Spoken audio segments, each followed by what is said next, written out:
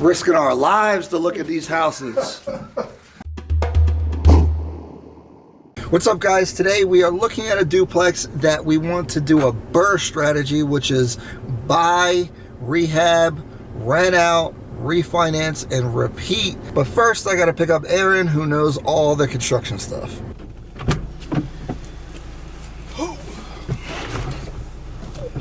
Hey, what's up? All right, now I have my partner in crime. We're going to the property. Let's check it out. Again, we've already been there, but it was nighttime. And so we'll take some quick measurements. Face down. Shit's so dirty. All right, so we're over here in Williamstown. This 2,600 square foot jacked up property, but it's on Main Street, so it's really nice over here. I got this lead from a wholesaler, and what we're looking to do is get a lot more units into the business. So I figured this would be a good property to look at. We looked at it yesterday. It was dark, so we couldn't really do a lot. We got to come up with how much it'll sell for, how many bedrooms we can get out of it. Should we go commercial with the downstairs? I don't know. I looked at some zoning. I got to talk to the township, but we'll find out. So come on inside. Let's see what's up.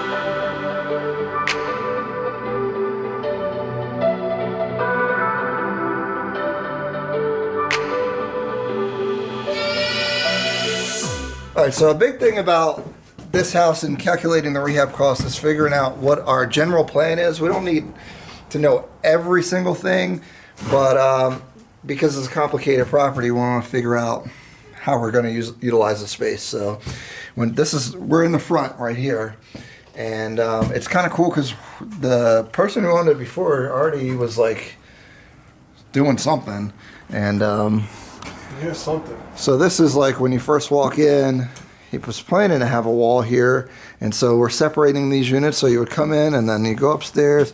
This railing's super cool. Closet. Bedroom. Where these stairs are, bathroom. Then you'll have access from both sides. This will be a bedroom, so the bathroom's right in the middle. Question mark. Kitchen back there. Boom. That's one unit. That should rent $1,200 a month. One thing that we're not sure about is if they even let you have a 3-unit property here, and this is on Main Street, so there's potential to make this downstairs a commercial unit. I don't want to do that because I don't want to mess with commercial. The vacancy's long. I don't know a lot about it. It's probably the highest and best use for the area though, but I'd only do it if they make us. So right now I want to just have 3 units instead of 2, but we'll see. I mean, honestly, if we tear down everything in here, we could build however layout we want to build it. Yeah, that's what I think is good. I feel like we should just draw it and... Yeah, everything except the exterior walls, and you do whatever the hell you want to do. I mean, I guess you want to keep whatever these beams are and stuff, right? What? Is this a beam? Yeah, I mean, that's the thing for the floor, right? But it's not that much more money to just put new ones. Fix it all. Yeah. Because even then, you got this 1900, this 120-year-old shell. It's not efficient. Right. We're going to put the kitchen here. Yeah. We're going to put a bedroom here. We're going to put a bedroom back here. And then the bathroom is in this room back here. Oh, that's right. Okay. And the bathroom is where that door is. That's a good sized bathroom. The only problem I have is this hallway. It's like a big waste of space then. We'd have to tear these stupid chimneys down because they're useless anyway. And then that would help. Way more space. Oh, we can tear them down easy? We can tear them down. Yeah. Yeah, we got all these chimneys that are in the way that if we get rid of them, we'd have more space. See, we could get more room out of there if we rebuild the steps starting here. Well, that's a good idea. We can get more room. Because we'll push the steps this way, in a sense, you know what I mean? Dude, this house is freaking scary. Yeah. Probably one of the scariest houses I've been in. You're just walking around?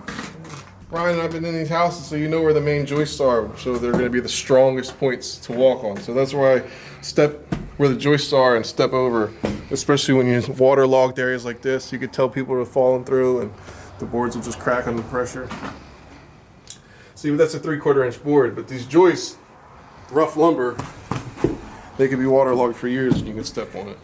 Yeah, I feel like I'm gonna fall through this mug. It's dry over here.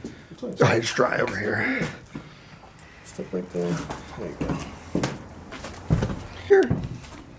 We walk through here. I'm scared. I'm scared. I'm scared. Yeah. There's one joist. Here's the other one. Hey. All right, so this is the only unit that's like almost done. What are we doing here? This is Living area. the living room. Kitchen. Bathroom. And there's 2 bedrooms and a bathroom up here. Kitchen, bathroom. Then they go upstairs. Bedroom. Woo! Don't walk in there, you crazy. Bedroom. Bedroom Bathroom. there. Bedroom. Yeah, bedroom and bathroom. Bathroom for this unit. Yeah. Oh, okay, so that's what that space is for.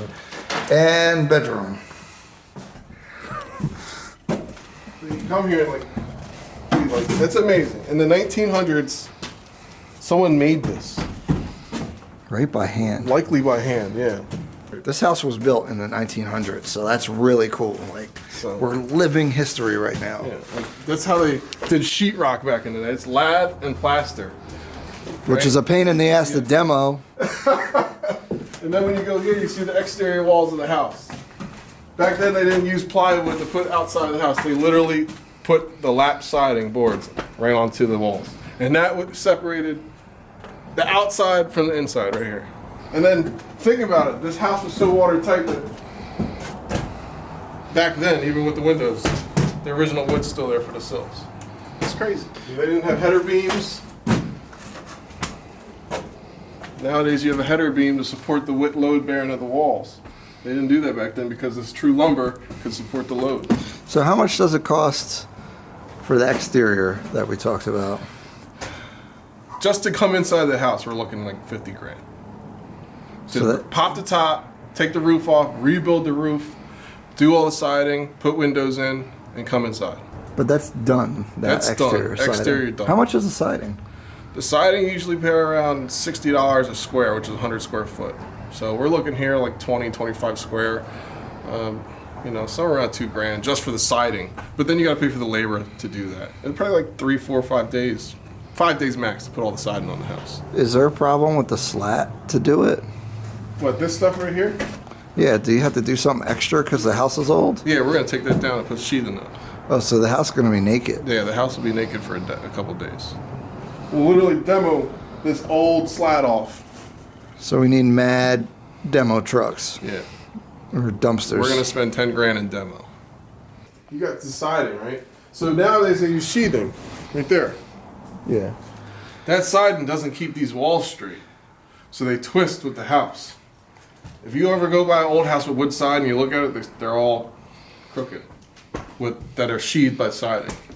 That's the exterior wall. That was the exterior wall once upon a time. Like, that was outside on the other side of that. Now we got a level of foam. There's probably insulation on the outside and that siding. Do you get a warm and fuzzy, or do you get a? No, I get an gonna be a apprehensive headache. But it's a nice challenge I'd like to take on. If that makes sense. Maybe. I feel like the comps need to be like 300. What's the wholesaler say? Oh, 100 grand to redo, but our numbers are closer to 150. There's no way there's $100,000. We could buy even This the is lowest 200. grade stuff. So what we're looking at is this property is about. They're asking $50,000 and $150,000 rehab budget. Doing it the way that we would want to do it to get 3 rental units in here. We would have 2 2-bedrooms, 1 1-bedroom. That would make about $3,000, $3,100 a month in rent. So the question is, how much where we have to buy the property for that to make sense.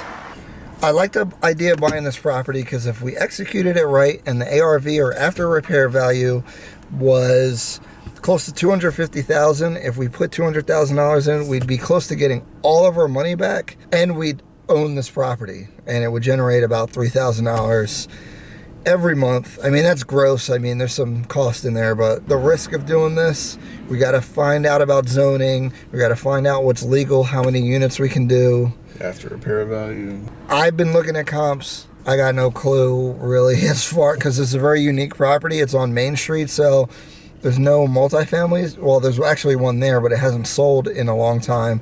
And so I have no clue what to put as far as a value for this. And that's risky. And the rehab's very risky because it's such a big rehab. So that's it, guys. Hopefully this was helpful. Hopefully you learned a little bit. And I'm trying to give a little bit of insight on what we do, basically. See ya.